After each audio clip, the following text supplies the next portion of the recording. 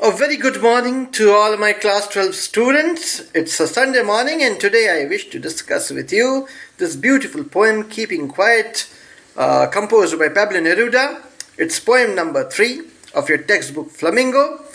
I wish to discuss some important points with you. I have already taught the poem in the class. The poem is not only meant for my UP board students but also my students who are enrolled in the CBSE curriculum. This particular poem by Pablo Neruda, Keeping Quiet, it's all about self-contemplation, it's all about self-introspection, it's all about being silent, remaining silent. We have explored a lot and we are rather engrossed in the fret and fever of the world, the hustle and bustle of daily life, and not really we have thought of taking a break, of taking a pause without a cause and just being silent without a reason.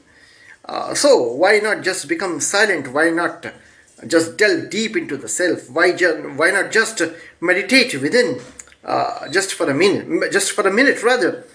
So this poem, Keeping Quiet by Pablo Neruda, it starts with the lines. The poet says, "Now we will count to 12. So let's keep silent for a minute. Let's become effective listeners. So let's count to 12. And we will all keep still, and probably if we do give it a try, we are all going to keep still. The mind is going to become still, the body is going to become still. The state of uncertainty that prevails around, that probably is going to come to an end." So I have the text in my hand, you can simply follow. Now we will count to 12 and we will all keep still. So let's watch the clock. Right, we will count to 12. We will just remain silent for a minute. For once on the face of the earth, the globe that we have been inhabiting for so many years, and the ruckus that we have all created, the confusion, the turmoil, amidst which we have been surviving all these years. For once on the face of the earth, let's not speak any language. Let's get rid of the barriers of language. Probably the language divides, that is what the poet wants to convey, because the greatest language is the language of humanity. So let's not speak any language. Let's stop for 1 second, just a second. Let's take a second and just give it a stop and not move our arms so much. The movement of life surges forth like anything. So let's just stop, let's just take a break and not move our arms so much. The arms of ambitious pursuit rather.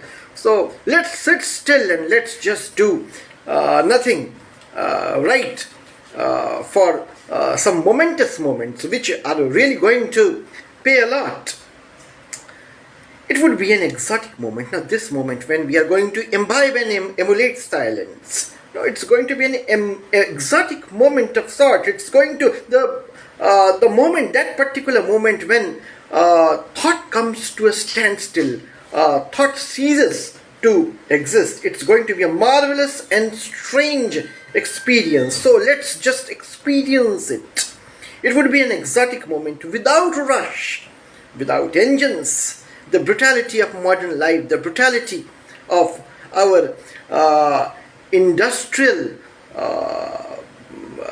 pursuit, the brutality of the productivity of existence. So let's cease to be a part of that hustle and bustle, that rather crowded disposition that tells us to attain and just move on and on. So let's bring these engines to a halt. We would all be together in a sudden strangeness, and obviously what's going to happen then? A sudden strangeness, a strangeness, a eerie process rather, a eerie phenomenon rather, a strangeness, sudden strangeness. It's going to dawn upon us, impromptu, it's going to dawn upon us all of a sudden, and a feeling we haven't explored before.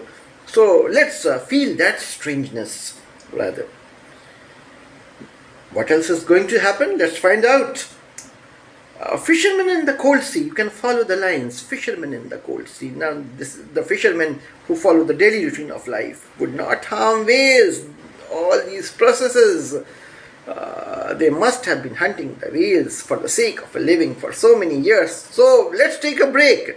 Let's not harm those whales. So fishermen, they might not harm those whales once they imbibe silence, once they take this break.